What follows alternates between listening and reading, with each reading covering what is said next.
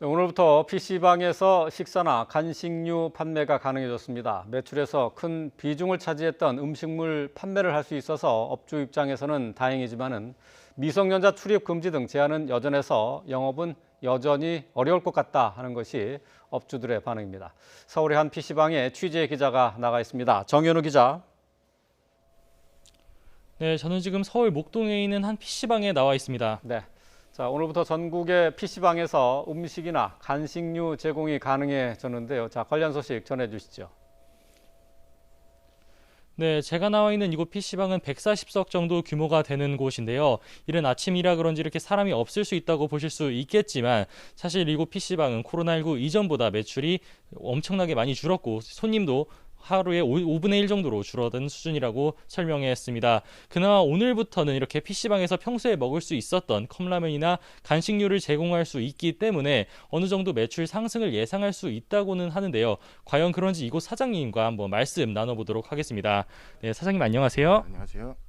네, 지금 이렇게 오늘부터는 식사류나 간식 등을 제공할 수 있게 됐는데 이런 부분들이 매출에 어느 정도 영향을 미칠 수 있을지 한번 말씀 좀 부탁드리겠습니다. 원래 총 매출의 30% 이상 정도가 먹거리 매출이었는데요.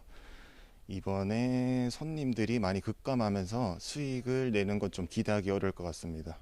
네, 평소보다 손님들이 좀 이렇게 많이 줄어든 상황인데요. 이렇게 미성년자 손님들을 받을 수 없다는 게 어느 정도 영향을 미친다고 들었어요. 이거 목동인데 혹시 상황이 어떻게 되는지 한번 말씀 좀 부탁드릴게요. 여기 목동 상권 같은 경우에는 학생 손님이 보통 한 85% 이상 정도 차지했었다가 이번에 규제에 청소년 출입 금지가 들어가면서 저희 매출도 그거에 따라서 많이 감소된 상황입니다. 네, 사장님 모시고 말씀 나눠봤었는데요. 네, 사장님 감사합니다. 네, 감사합니다. 네, 이렇게 손님들이 많이 줄어든 상황 속에서 이렇게 식사류 제공이 가능했어도 이렇게 매출 등 증가는 어느 정도 예상이 어렵다는 말씀을 들어봤습니다.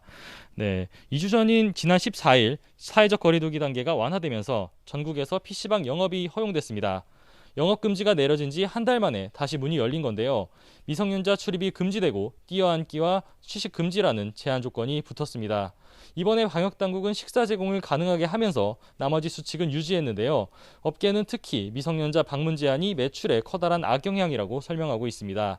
PC방 업주들은 평소 학생 손님 비중이 최소 절반은 넘는다며 방역 수칙이 너무 과한 것 아니냐는 반응을 보였습니다. 실제로 PC방 게임 통계 서비스에 따르면 지난주 전국 PC방 이용 시간은 1,500만 시간을 넘겼는데요. 이는 수도권 PC방 영업 중단 조치 전인 8월 2주차 이용 시간의 60%에 불과하다고 합니다. 지난해 같은 시간대와 비교해도 이용 시간이 40% 넘게 줄어든 겁니다. 정부는 이렇게 영업 중지 등으로 피해를 본 자영업자들을 고려해 2차 재난지원금을 지급할 계획입니다.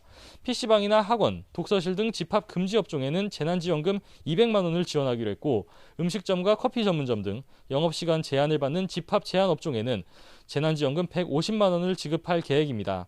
한편 오늘부터 2주 동안은 추석 특별 방역기간으로 정해져 사회적 거리두기 2단계에 준하는 핵심 방역 조치들이 유지되는데요. 수도권 음식점과 제과점, 카페 가운데 좌석이 20석을 넘는 업소는 테이블 사이가 1m 이상 되도록 배치를 해야 합니다.